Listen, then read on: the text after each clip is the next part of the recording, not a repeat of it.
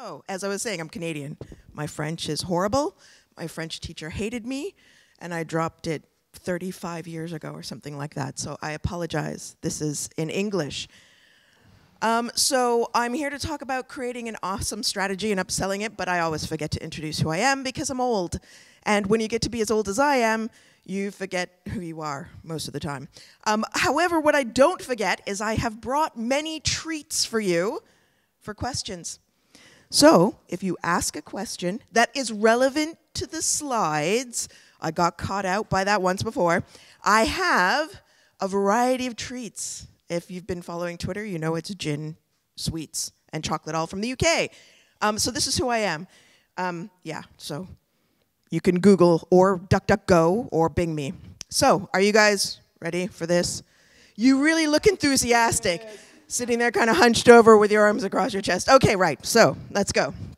Now, sometimes when we're pitching the boss or clients, we need to give them a teaser. Have any of you ever experienced that, where the client is like, yeah, we'd like you to pitch for this work. Absolutely, we want you to do this. But first, we want you to prove that you're good enough. And you're like, really, you want me to prove that? Didn't you come to me because you wanted me? Oh, I get it. You just want the free work. So what do we do in order to make sure that we give them something, anything, you know, just to teaser them, to whet their appetite, to want us? What do? Well, we could use an old proposal. And the number of times, because as a consultant, I'm brought in by companies to assess other companies. So it might be your pitch, it might be someone else's that comes into me instead of the client themselves, and my job is to assess it. So this is not a strategy that I recommend, because if there's nothing about the client in there, or if I find somebody else's name in there, because I look, then I know that you've just reused it and you fail. You don't pass through the pitch process. So what we need to do is have a plan. And as we all know, there are three important, well, we don't maybe, all know that there are always three things. Odd numbers are the best. There might be 5 things, 3 things, 7 things, 13 things. It doesn't matter as long as it's an odd number. However, if you're going to pitch your boss or pitch a client, or you know, you could even do this for your own company just as an exercise, there are 3 important things that are absolutely needed. First of all, we have to know who we're targeting. I mean, you know, my grandmother and my mom, not really in my target audience, but my friend the next village over, he actually is. We also need a strategy, because we need to know what we're going to do, what order, you know, why. Why is the biggest question. Like, why are you going to do a technical audit for this client? Why? Do they need it? Generally, yes, is the answer. And then we kind of, just because we want to sell them, like, you know, tell them how much it's going to cost, we need a tactical execution plan. So those 3 things are the most important things to keep in mind. Who, what, and how much.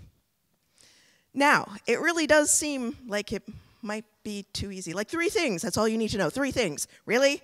Surely it's much more difficult. In one of my last agencies, we would spend a week creating a proposal for a client. Just a proposal. Not the work, just to pitch them. A week. That's a lot of time. And it wasn't just me and one other person. It was me and a team of 5 or 6 other people. A week. And I'm saying that there are 3 things you need to do, because at one of my agencies, my boss tasked me with creating a template. It took me 18 months. I did it, and that's what I'm presenting to you. So honestly, it really is that easy. However, I would say, don't just, remember what I just said about, do you really need to do a technical audit? Don't just do stuff because you think it's the right thing to do. Make sure that you think about the client, think about what they actually need, and if you do that, if you're sensitive to, I had a client once, his KPIs for his bonus, his half-yearly bonus, was increasing the number of subscribers to the newsletter. And I'm not exaggerating. His bonus was tied to more people subscribing to the newsletter. So we made that happen for him. We used a combination of PPC and white papers, and boom, we like trebled, I think, the number of people. He got a great bonus. He was thrilled. But if we didn't know that that's what he needed to do, we would have been like, oh, well, yes, we should build some content. We want to do some outreach. And he wouldn't have gotten his bonus because we didn't realize what was going on. So the client and the customer, we need to know generally what's going to make us and them money. So we want to make sure that we're making them lots of money. Now, I did have an alternate version of this where I went through personas as well, but the limited time that I've got, it might have been a little too much. But if you have a question about how to make personas to sell in even more work, because I always say to people, it's 3 columns. Who is it we're targeting? Where do they live? What are their pressures? Is it the CEO? Is it the PA to the CEO? So is it the assistant to the CEO who's looking up who might be in the pitch process? Think about who you're targeting. What are their pressures? The assistant, time poor, he or she maybe needs just 3 people that they can throw at the CEO and say, hey, these are some great companies. You need to be there. So think about who you're targeting as well as the companies that you're pitching for. So use these questions to guide you. These are the main things that you should be thinking about, and I want you to take maybe half a day to make a pitch, and it should look awesome. Maybe at a stretch a day, not a week. Please, if you're spending more than a day on what I'm about to show you to pitch a client, and it will be personalized to the client with client-specific data. I am not talking about something generic. It will be bespoke. But please don't spend more than like a day on this, because if you are spending more than a day, maybe it's because you're taking too many cookie breaks. Cookies and tea are very important, but, you know, maybe focus. But also, maybe you're doing too much. You're doing too much. I'm going to show you how to cut down your time. So think about the target audience for your work. Who are you pitching? You know, is this a client who said, hey, we want you to pitch for us, but show us some of your work. Those are the most expensive ones. Why? Because they're going to bug you after you win it, and they're going to make you over-service them to the max. So think about who you're targeting. Who do you want as a client? But then, when you're pitching them, give them some teasers, whet their appetite, but please don't give away the farm. So what we want to start off with is a grid. We want to make this easy. You don't have to show this to the client, but this is what I use with clients when I train them, like when I train agencies on how to pitch more effectively. So this is from an agency training. These slides I've taken out the client's name and I've put them in here because I want to show you exactly what I'm doing. These are not made up. I've gone through these with multiple agencies. It's what I do. It's part of what I do for them to make sure that they're making more money, because I want pitches from you that I can pass on to the client and don't just say, we're awesome, hire us, and then nothing else. Okay, you're awesome, but what are you going to do for me? Seriously, we need to know what you're going to do for the client. So what does the client want? What are the big overarching goals? Not too specific. Awareness for a product. That's pretty easy. Just awareness. So this is the broad aspirations, not too specific, but then we want to get a little bit more specific. What do you mean by I want more people to know about my product? Well, we could be looking at this. And so these are the elements that I think it's a B2B client, this one. Yep, so you can see here, drive discovery, attend a conference or a trade show, and pop by the stand. Because I work in a lot in B2B, sometimes this is all we want. We've got lead times of 18 months, 12 months on products. This is not fast-moving consumer goods. This is the opposite of everything. And so we could be looking at this, or look, increase the number of people directly researching or requesting information about a product. Google searches help too. So what is the goal? We want to increase these things. How are we even going to do that? How do we get people doing these things? Now, this is where I'd like you to think a little outside of the SEO box. I know it's not comfortable, but I promise you, if you show a client that you know where you sit within a broader marketing or marketing and advertising scope, they will love you for it and you'll win the work. So here you can see I've included things like radio ads could be used for this client, out-of-home ads for product awareness. So you want to be thinking, don't try to sell it if you don't know how to sell radio ads. Don't do that. But you could partner with another agency who does. Or you could be part of a larger pitch.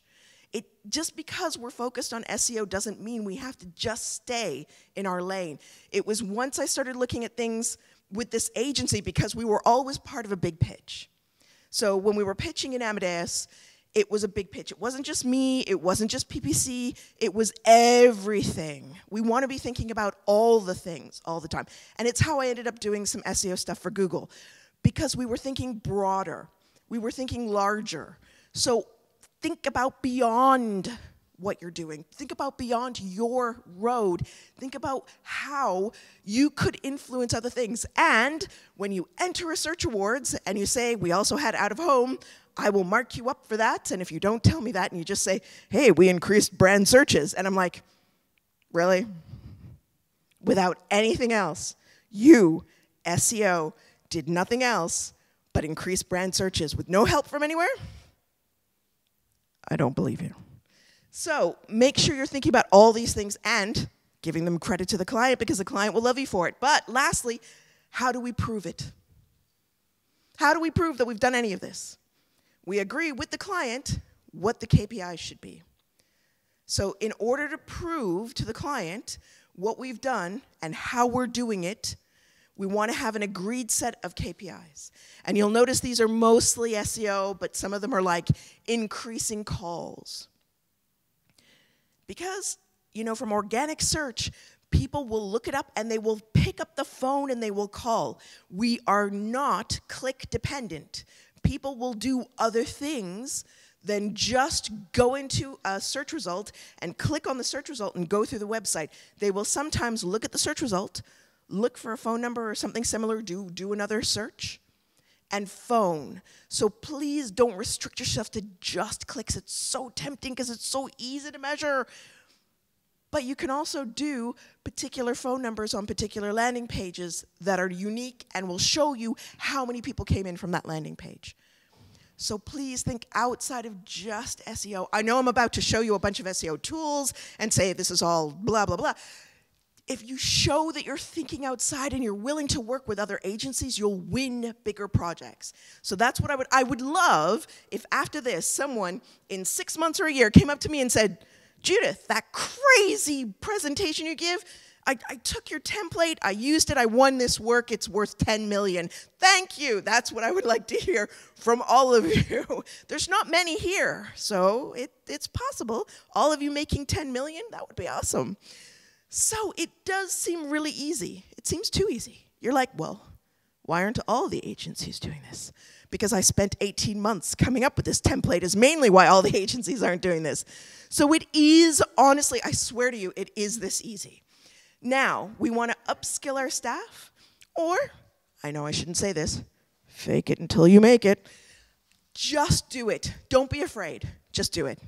How hard can it be? Don't just sell in out-of-home ads and be like, yeah, how hard are out-of-home ads?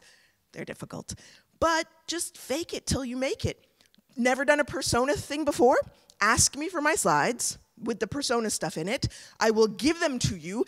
They include templates and ideas and suggestions. Take that and sell it into the client if they don't have it. So if you're saying to the client, well, we'll make you a proposal, but who is your target audience? And if they're like, well, we think it's this, and you're like, really? Have you done your research?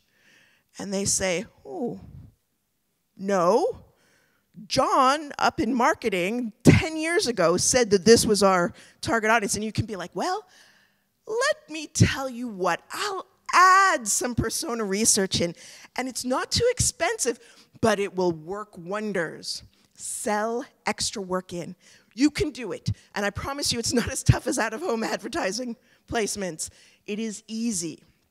Now, well, maybe you're not so great. Maybe you're only so-so. But what about the competition? Are they better than you? Maybe, maybe not. Maybe. So what's a quick and dirty? We do not want to give them a full competitor analysis because we are going to charge them money. However, remember, sometimes we have to give them a little teaser. Here's a way that we can look at doing a teaser without giving them too much, right? Because we want to charge for this.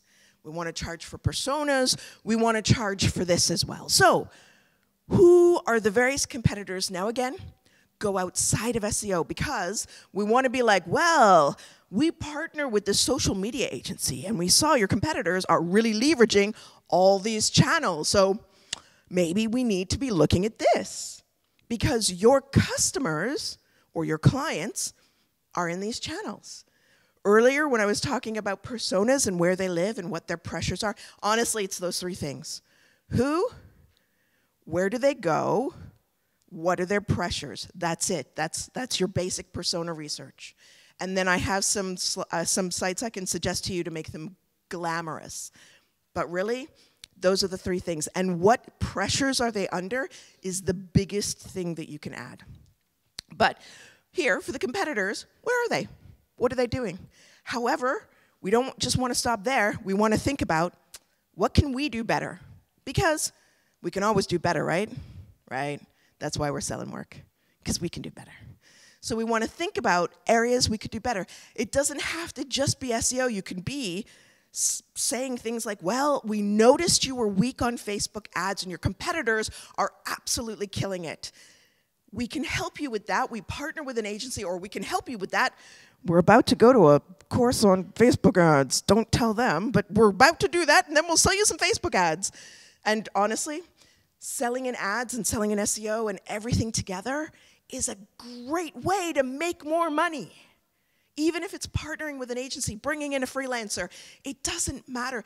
Think about all the things you could sell because you can make more money that way. You just need a really good project manager. Never think that you can't make a difference because you absolutely can. You can with everything. Now, like I said earlier, I'm about to show you tools. They're mainly SEO tools. I use these SEO tools. Why? Because most of these will give me pretty graphs, and I can screenshot, put them into the deck, and they look amazing. Looks really impressive, like I've spent days on this, but I haven't. Don't spend days. This should be fast. What I'm about to show you is not the full deck, because obviously I had to file off the names, but I'm about to show you the deck I designed. So, you got to take a risk. Take a little bit of a risk. Try this out, because I promise you, if you get this right and follow the steps and make sure it's client aligned, you'll win more business. Now, this is how my deck works. I use two sides. So I use one side where I'm like, you're awesome, but. And then I use the other side to say, and this is why. And it's not me saying it, it's this tool. So I use two sides. But you must have client-specific information. That's why we use those tools. Because those tools give us the client-specific information that we need to put in this deck.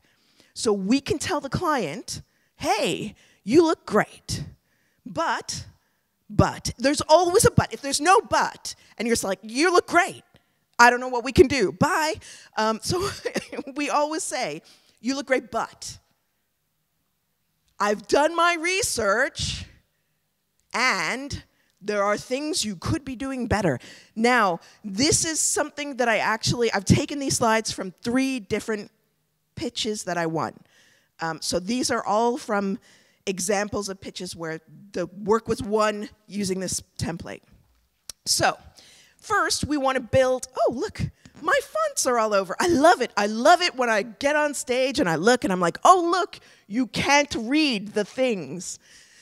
So what is the concrete goal? We're going to do an analysis of your site.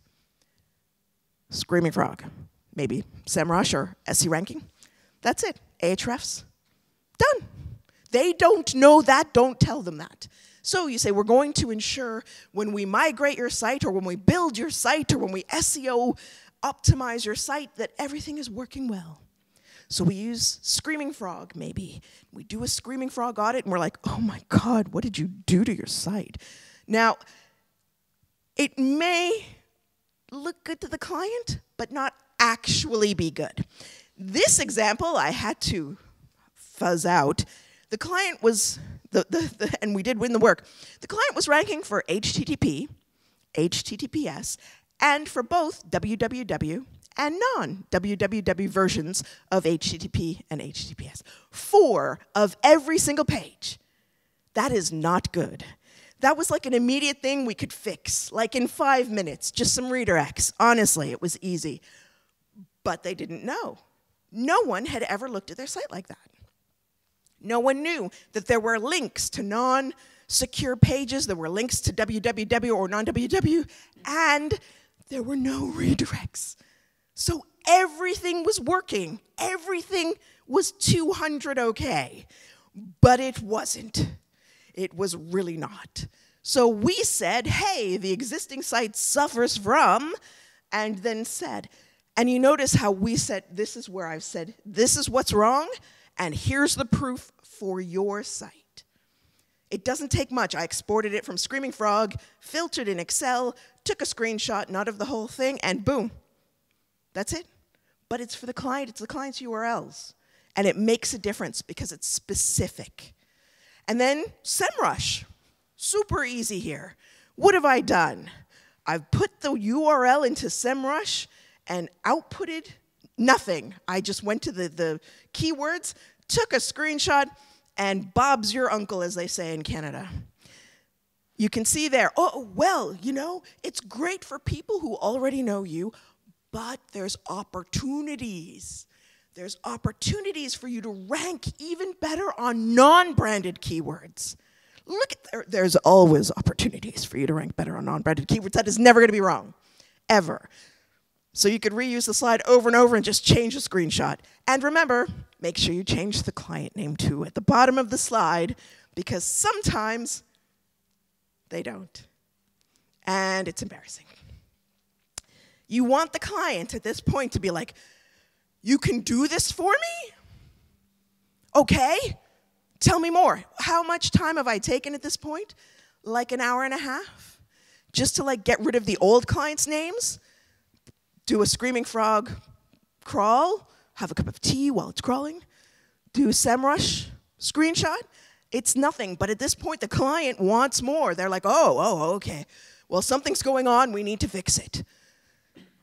Look at SEMrush. They give us graphs. The graphs sometimes go down. They're even better when they go down because you're like, oh my God. I think you need our help desperately. This looks good, but not in every country. What countries are you targeting? Indonesia? Ooh, I'm so sorry to say. Not looking so good there. We need to do some improvement on the SEO for your Indonesian site, or your site in the UK, or your site in France, or Spain, or whatever. SEMrush is your friend. Oh, look at that. You're ranking like you have 100% traffic share in the UK, but, ooh, Spain. Oh. So, you know, Spain, 73% for this particular client. Oh, God, I hope I... No, you can't see the client. Whoa, okay, so this client, they were really ranking well outside of their target market. Inside of their target market, they were absolutely pants. It was horrible. It was a bloodbath. They ranked really well elsewhere, and whatever agency they were with before were like, yes, your rankings are awesome, look. And I was like, no, your rankings suck, dude. You really need to do something about that. So you can see here, it looks like it's impressive, but not where they're selling stuff, which is a problem when you're selling stuff. So all of a sudden, the client is on the hook. I had one client say to me once, for a fancy luxury car company, she said, I was ready to jump out the window until we got to the end and you told me Maserati ranked for dating and Russian bride terms. And now I know I can tell my friend that we're better than him. But you want the client on the hook at this point. Yes, that really happened. She did say she felt like jumping out the window. I was really quite distressed at that point. I was like, but it wasn't that bad. But you want the client now on the hook, right? You've got them, they're on the hook. Now we got to reel them in. We got to make them really want you. So we go in, we do a little bit of auditing, and we're like, links. You know, sometimes we work with clients on links. Oop. But, you know, your links, they're not looking so good. Look at the competitors who have stuff and you don't. Ooh, that's not so good. So we like to make sure that we're covering all the bases. And this, zeros. Zeros are bad. Other people have links that you don't have. Zeros are always bad. So, and if they're good, make them look bad. So you can see here, we can really scare them. All we've done is SEMrush. Again, 10 minutes. Take the competitors, pop them in, click a button, take a screenshot, put it in the slides. Woohoo, we're done. It's really starting to seem scarily easy. Also, they make these lovely charts. There are all sorts of lovely charts out of SEMrush. It is super easy with these graphs. And then you can go down and say, oh my God, look at all these zeros. It's horrible. Okay, well, now it's time. It's time to show you how we're awesome. And we're going to make this work for you. So we always want to reassure them, oh, the competitive landscape is tough. I have this slide, I just change the other side to make it client specific. It always says, the competitive landscape is tough. And that way the client feels better. They're like, oh yeah, I know everything you've shown me. I know it looks bad, but yes, the competitive landscape is tough. Oh, I'm so glad you feel my pain. So we're reeling them in. We understand you. We understand the challenges. Oh yeah, you're a great brand, but not so good off brand. So we're going to do something to help you. And this is some of the ways we can help you. Oh, you are uniquely, they're all uniquely positioned to leverage the gaps, all of them. You're uniquely placed to leverage this gap we found. It's amazing. You're in such a good position. Yes, says the client. Oh, yes, we're uniquely placed. This is us. We are awesome. And yes, the competitive landscape is tough, but we are awesome. So we say, look, you are amazing, but the competitors are doing some things that you're not. What we are going to do is use this research, we're not going to tell you about until you pass, to help you build the content you need. Again, what's this? SEMrush, keyword overlap, show the graph. That's it, 5 minutes. We were just using it a minute ago. Easy. It doesn't take much to make these look awesome. So really, we're not much time right now. Limited amount of time. And the final thing, it's not a SEMrush graph, Excel and donut graph. But what I did here, and I should be careful because I can see the client's name on that one. What I did here is I took the search results and I put them into an Excel spreadsheet, took off the end of the URL and just looked at what domains we were up against. I had a client once in the financial sector who said, these are our competitors. And I said, okay.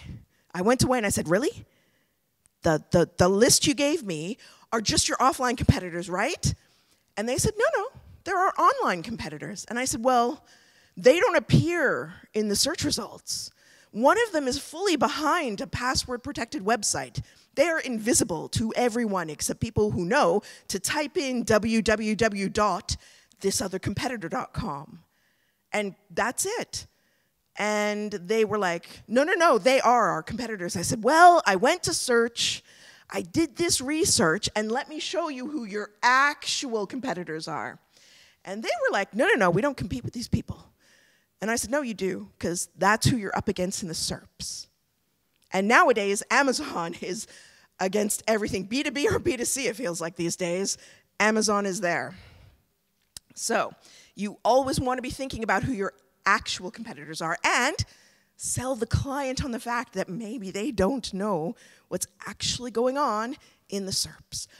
But it makes you look awesome. This probably takes the most amount of time because you got to get rid of this stuff at the end of the URL, so you've got to go into Excel, open it up, paste the list of URLs into Notepad, then paste it into Excel when it's plain text. Use the plain text editor import. Instead of, you have the separators. Instead of using space, use a slash, and then you're done. Oh, wow, that was really easy. Highlight that column, donut graph, you're done. Well, you have to use a count, but you're done. Honestly, this is probably going to take you the most time. It's so easy to do. It really should be about a half a day to a day. It didn't look very hard, but this gets client-specific information on a pitch. But then what? You've got client-specific information on a pitch. Make sure that you tell them what you're going to do. Why? Because here's where we set expectations of the tactical execution of the work. So this is the way we're going to say, here's how long it will take. This is what we're going to do. This is how many days it's going to cost you. Boom. That, again, is a spreadsheet. And so you don't have to use a full Gantt chart. You can just use a spreadsheet. It is honestly that easy. It is really not very difficult. And this is what we should see at the end. Why? Because we have made this bespoke for the client. It's all their data. And we've been like, these are the ways we can help you. Here's where you're lacking. And here's the bigger picture beyond just SEO. So we want to make sure that we are the ones they pick. And this deck is how I've won lots of business and is also a way to avoid getting filtered out because you don't have the client's stuff in there. So I really feel like hopefully we've made a difference. And I really hope that you'll take these slides and you will use them on your own pitches. And even if you copy them exactly and never vary from them, at least you'll have done a little bit more that's client-specific. So I have now the question, but don't forget there's questions for gin and chocolate and sweets. But for the mug, what were the 3 things I said really early on that you need?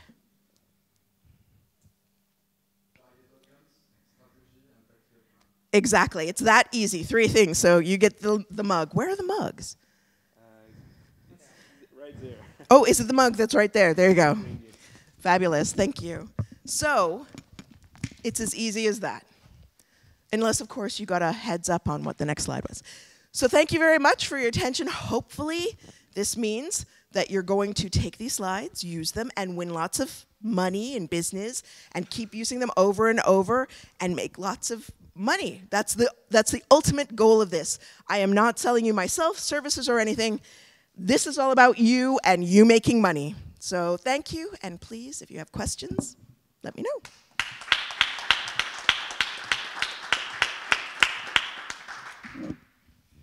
Est-ce que vous avez des questions? On a encore 5 minutes, si besoin. There is gin for questions, or chocolate, or sweets. Il y a un truc que vous allez avoir dans aucune conférence, et des récompenses si vous avez des bonnes réponses. I can't take the gin with me. Somebody's got 2 people have to ask questions, so at least I can give away the gin. Or I'll throw it at you. It's one or the other.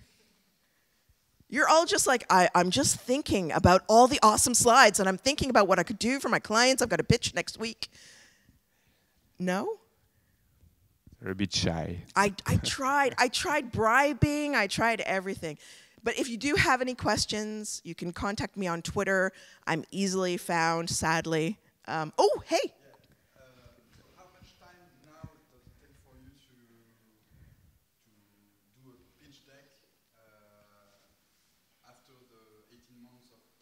After the 18 months of stress and anguish that my boss put me through many, many, many years ago, how long do I now spend doing a pitch deck? It depends on how often I take tea breaks, but generally about a day. Because what I'm doing is I'm using this template, the tools that I'm using, and then, yeah. So gin, would you like gin? But it takes about a day, maybe less than a day. Some of the things like the donut graph take a little bit longer, but generally it's 6 hours. So it's not a lot of time. You can split it between 2 days. It's super easy. What's my win ratio? I don't know. Hold on. Wait 1 second. We've got 2 bottles of gin gone now. What's my win ratio? I'll let you grab the gin. On this deck, it was about 70%. We didn't win everything, but once I had finished this for the client, now we started to win at least the SEO portion, almost, but not quite all the time. Sometimes we didn't because another agency came in with a better integrated service offering, and we didn't offer out-of-home, radio, TV, or anything like that. So that really limited us to only digital. We had amazing designers. We had amazing devs. We had great PPC people, obviously, great SEO people. But for all that, if another agency came in and could do out-of-home radio, TV, etc., that was usually where we ended up losing it. But I would say it was about 70%, maybe higher. I might be doing myself a disservice here. But every time we went in, sometimes we were chosen for the SEO only, and the rest of it was given to someone else based on this approach, because we were showing the client exactly what they needed without giving it away. Sorry, I missed the first part of the presentation, but what's your, not ICP, but your target company size-wise? For me, for that agency, we didn't have a particular target when we were doing this. We did not go for anything smaller than a medium to large size business.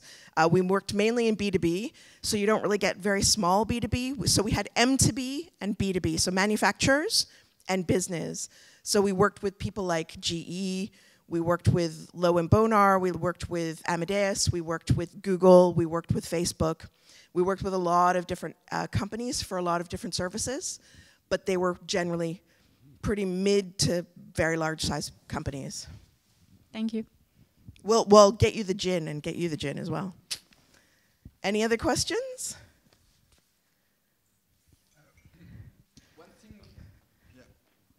One thing that we do at our agency is that we present the team and the expertise level for that we want to put in place for the customer. Is it something that you would recommend or not? We usually did 2 slides, 1 or 2 slides, and that's it. We had little circles of people's pictures. We had what their role was and what their expertise was just underneath it. So it's a small rectangular shape. Depending on how large the team would have to be, it was either 1 slide or 2 slides. What you want to do, this is a pitch, right? This is not being presented necessarily. We've sent this off. We're hoping to present it, but this is being mailed off to the company, and usually not the person, not procurement, it's other people. And then it will be shared around internally, and they'll decide whether we're the ones to go. What we wanted to do was show them we were thinking about them as a company rather than us as an agency. So we had 1 or 2 slides up at the front. We made sure we had a link to a creds deck, and then everything else was about the client. But to be fair, we had a creds deck online that was it was all animated. And like, as you went through it, it was all animated. That if people wanted to, they could link through to. But for the people in the roles, it was 1 or 2 slides, very brief. Yeah. But don't forget, this is just the SEO part. We also had display. We had, at one agency, we had display. We had out of home. At the other agency, we had design, dev, project management, etc. So we didn't just have the SEO part. This is just my part. We had other people in there as well. Thank so you. I've only presented my bit as opposed to the whole piece, which would take a long time. Thank you. I still have chocolate and sweets. Unless you both didn't want the gin, in which case I have gin. You want chocolate? Okay, chocolate. And what would you prefer? Gin? Oh, good. Okay, so 1 more question for gin. Yes, excellent.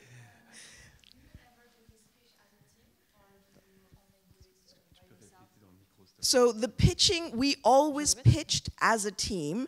So when I talk about this, it's only my part of the pitch. So when we were pitching, we pitched it as a team. It was not me. It was my boss, myself, and other members of the team. So we would minimum, it depends on how many people are in the room. So if we had 8 people, so we'd Rolls-Royce show up, and that's one we didn't win. If we had 8 or 10 people in the room, we would make sure we had at least 6 on our side or 7. But if 4 people showed up, if we had 6, that's overwhelming. So we made sure to rebalance based on who came. Otherwise, what we would do if we were going to them, we had a good team of 5 solid people if we needed them, or 3, but there was never fewer than 3. My boss and 2 specialists at a minimum. Okay. Any other questions? No? Well, thank you very much, everyone. Merci. I will get you your chocolate and your gin.